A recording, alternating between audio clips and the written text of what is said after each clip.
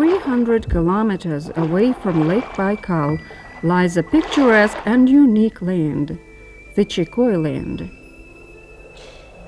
It is immense, severe, and fascinating. Its rocks and cliffs, its pure crystal-clear rivers, its majestic ancient subarctic forest taiga make it a remarkable attraction. The land boasts of overwhelming natural splendor. It draws by its clear sky and bright sun, grassland and forest fragrance. It captivates by the magical fresh water of its springs and lovely songs of birds in the woods. The name of this remotest part comes from the name of the pure and wayward Trans-Baikalian river, the Chikoy. The river rises in a wild and secluded place in the Chikoy taiga, where cold cliffs, impassable Chikoy taiga, and clouds of mosquitoes keep it secure. Only animal paths lead there, and if someone inquisitive enough ventures upon one of them, the journey to the start of the river will be long and exhausting.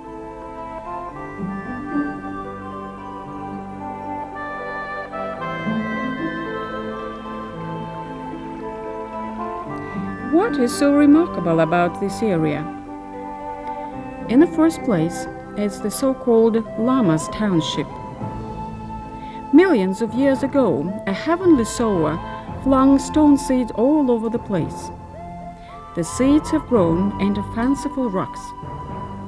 You can wander them days at a row, mounting one range after another, without a chance of being bothered by anyone. The rocks are fantastically shaped and are covered with dense growth of shrubbery and dwarf trees. Separate rocks and groups of them are scattered over a wide area of several kilometers, forming the crown-shaped Chikakan Range. Some of them are steep and inaccessible. Others have yielded to time and are gradually crumbling away.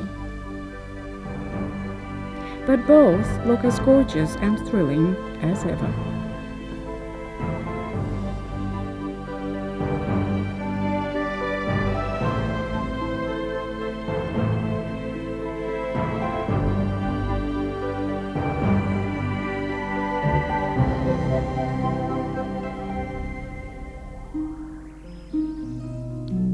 Another scenic wonder of the Upper Chikoy is Lake Shebetui. It does not rank among the largest lakes in Trans-Baikal Siberia, but it is unique. Its waters, encircled by cedar forests, are as pure as that of Baikal and harbor the same kinds of fish, grayling and trout. Unperturbed by visitors, in this realm of cedar forest, they spawn in multitude in the clear water, gladdening the sight of occasional observer by their sunset shooting out games.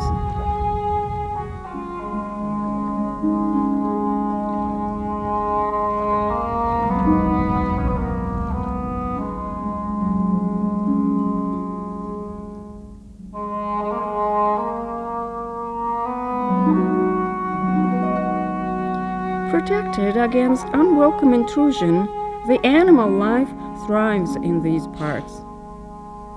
The thick vegetation renders the creatures invisible, but if eager observers are kind and well-meaning, their patience will be rewarded, and they will be able to watch with bated breath Manchurian deer, brown bears, elks, and other rare animals.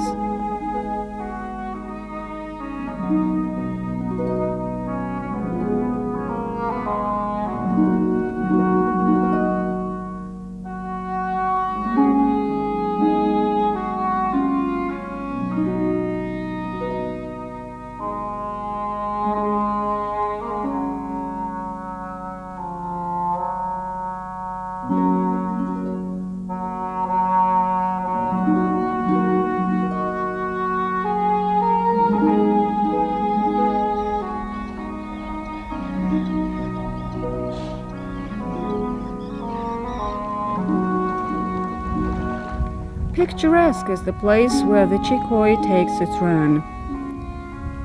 Farther from its rise, fed by the tributaries, it gathers enough power to cut its way among the rocks and onto the wide expanse of the valley.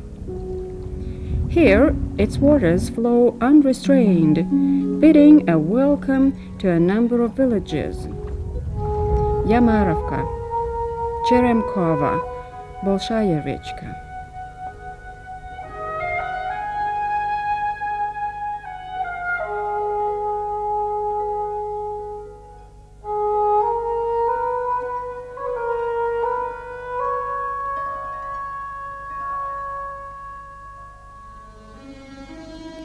More than 300 years ago, Russian settlers arrived at the Chicoi. Some of them had been forced to move here. Others came of their free will. But all of them found this land rich and fit to live on. Far from the road, they chose suitable sites to build log cabins. The villages were given the names of the founders: Zakharova, Fomichova, Korotkova, Barakoeva. After Catherine the Great had issued a royal edict ruling that disobedient old believers be sent to Transbaikal Siberia, this area became a cherished patch of ancient Russia. Though old believers had moved here against their will, they prized this land and came to hold it dear. Insurgent believers brought their entire families with them. That is why, among the settlers, they were known as the Semeyskiye, from the Russian word semya, that is, family. Old believers settled to stay for good. They dug wells and plowed land. They built solid houses, decorating them with intricately carved window shutters and roof beams.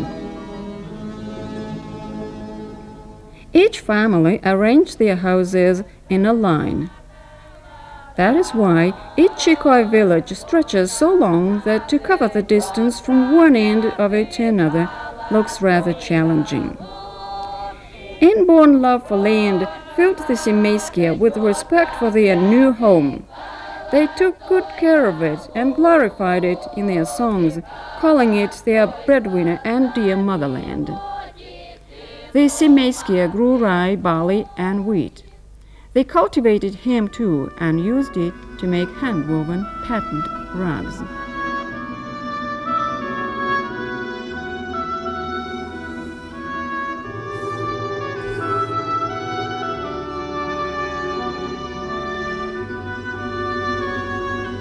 The Semeyskiye admired the Chicoi taiga. It became a rich and wondrous storehouse for the settlers, full of wild beasts and game, mushrooms and berries, and of course cedar nuts. It offered them generous support.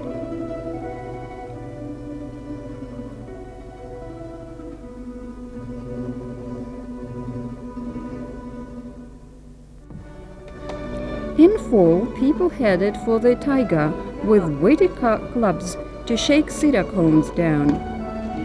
After husking the nuts in handmade machines, they prepared wonderful cedar nut oil.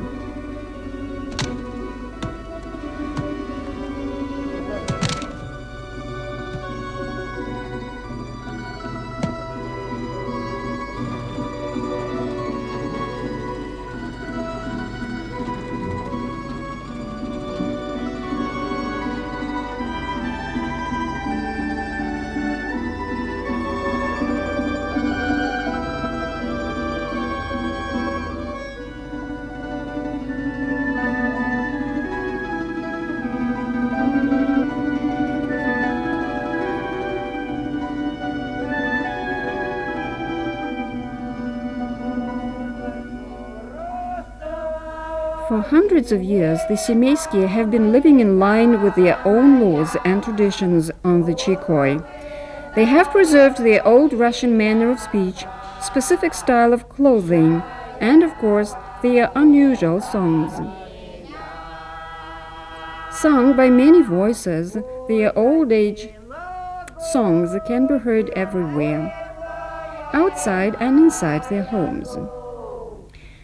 Working on the yarn at the spinning wheel or celebrating joyfully at a festive table, the семейские sing their incredible songs that come from the Middle Ages. They sing in their sonorous voices in the same manner as their distant ancestors did, with much feeling and all their hearts.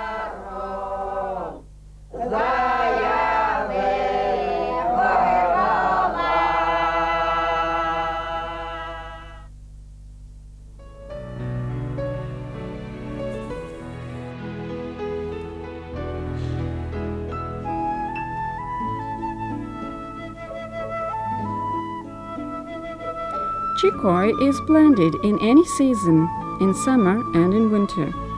It is full of primeval fragrance and beauty. It livens up the heart and takes the breath away. Чикой is a natural wonder to be kept unharmed for generations to come.